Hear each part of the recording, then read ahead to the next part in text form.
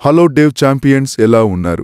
మునుపటి వీడియోలో మనము వెబ్ అభివృద్ధి గురించి, అందులో ఉండే front end, back end, database వంటి విషయాలను పూర్తిగా తెలుసుకున్నాము. ఆ వీడియోని ఇంకా చూడని వారు మన యూట్యూబ్ ఛానల్లో అందుబాటులో ఉంది, ఒకసారి చూసేయండి.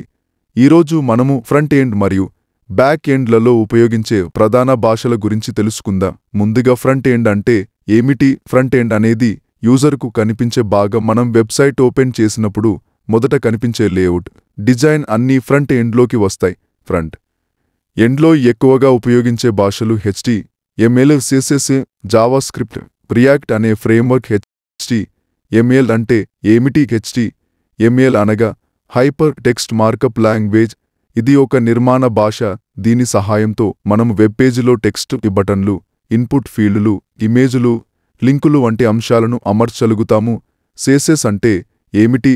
CSS అనగా క్యాస్కేడింగ్ స్టైల్ షీట్. దీన్ని ఉపయోగించి HTML రాసిన విషయాలకు రంగులు, ఫాంట్ పరిమాణం, మార్జిన్, ప్యాడింగ్, వెడల్పు, ఎత్తు, యానిమేషన్ వంటి స్టైలింగ్ను ఇవ్వవచ్చు. HTML మరియు CSS కలిసి ఒక అద్భుతమైన ఆకృతి రూపొందించగలవు.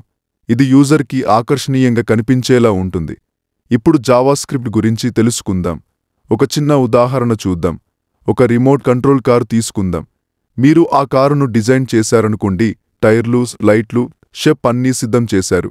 కానీ ఇవి ఉన్నా ఆ కారు కదులుతుందా? కదలదు. ఎందుకంటే మోటార్, బ్యాటరీస్ ఉండాలి. అలాగే మనం HTML మరియు CSSతో డిజైన్ చేసిన వెబ్సైట్ కూడా జావాస్క్రిప్ట్ లేకపోతే ఎలాంటి చర్యలు తీసుకోదు. జావాస్క్రిప్ట్ అనేది ఫంక్షనాలిటీ భాష.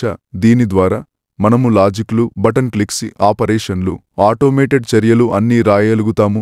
రియాక్ట్ అనేది జావాస్క్రిప్ట్ ఆధారంగా పనిచేసే ఆధునిక ఫ్రేమ్వర్క్. దీనితో ఫాస్ట్గా వెబ్ అప్లికేషన్లు తయారు చేయవచ్చు. ఈ వీడియోలో ఇచ్చిన సమాచారం మీకు అర్థమైనదని అనుకుంటున్నాను. మరొక వీడియోలో బ్యాక్ ఎండ్ గురించి తెలుసుకుందాం. మీకు నచ్చితే వీడియోకు లైక్ వేయండి, కామెంట్ పెట్టండి. మన శ్రీకాంత్ డెవ్ స్టూడియో ఛానల్ తప్పకుండా సబ్స్క్రైబ్ చేయండి. మరొక ఉపయోగకరమైన వీడియోలో మళ్ళీ కలుద్దాం. Dev champions, thank you.